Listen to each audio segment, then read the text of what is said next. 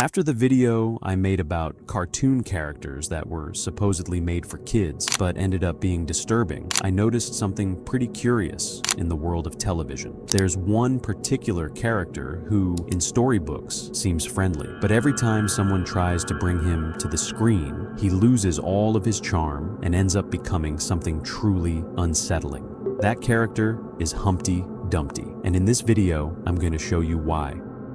It all starts in 1933, when an animated adaptation of Alice in Wonderland was released. The story follows a girl named Alice, who decides to follow the White Rabbit and ends up falling into a world where absolutely nothing makes sense. There, she changes size without explanation, wanders through strange places, and meets bizarre characters like the Caterpillar, the Cheshire Cat, the Mad Hatter, and the Queen of Hearts.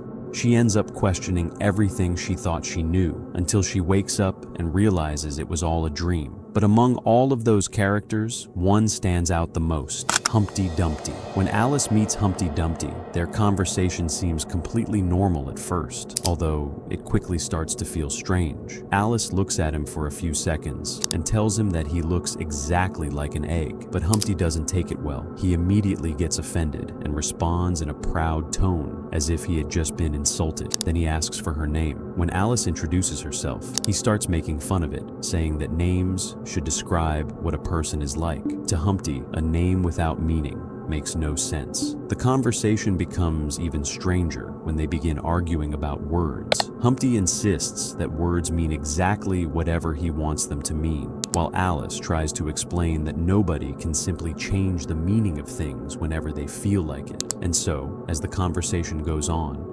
Alice finally ends it with the arrogant and disturbing egg and continues on her way. A few seconds later, Humpty falls off the wall and shatters into 1,000 pieces, proving that he was just a fragile and arrogant egg who thought he was better than everyone else simply because he was sitting on top of a high wall. Even though Humpty Dumpty only appears on screen for a few minutes, his design is what really stands out. His oversized head with human-like features, his almost expressionless eyes, and the way he remains perfectly still on top of the wall make the entire scene feel uncomfortable. Even while talking to Alice, his expression barely changes, giving the impression that you're looking at a person wearing a mask rather than a children's character.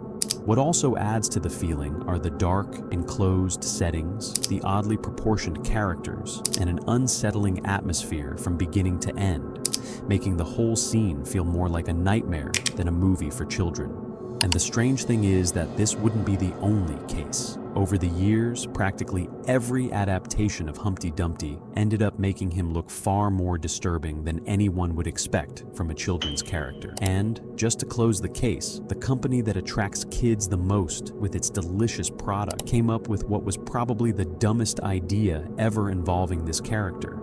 In 1984, Kinder Surprise released a commercial starring Humpty Dumpty that, as expected, instead of looking cute, ended up becoming one of the strangest children's commercials of the decade. And personally, when I was a kid, it stayed in my head for quite a few days. In the commercial, Humpty Dumpty appears sitting on his classic wall, just like in the famous nursery rhyme. But this time, he doesn't act like he's better than everyone else, because the paycheck must have been pretty good. He has a huge human face, wide open eyes, and a very strange smile.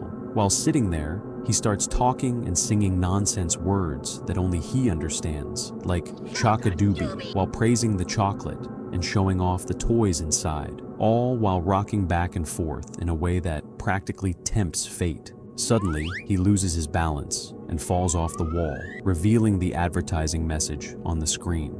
The idea behind the commercial was to use the nursery rhyme and Humpty Dumpty's appearance to promote the chocolate, which, on paper, sounds like a guaranteed success. However, the final result ended up being pretty unsettling, and there's a good chance the person who designed the model and came up with the idea is now cleaning bathrooms or working as a waiter somewhere, because I seriously doubt sales went up back then. In the end, both the commercial and the film achieved what every producer dreams of, never being forgotten. Although, obviously, in a slightly disturbing way. And as a final piece of advice, if you're a movie director planning to adapt Humpty Dumpty into live-action television for the 10th time, please don't do it. There are already enough of us in this generation who were traumatized. We don't need another army of modern-day disturbed kids.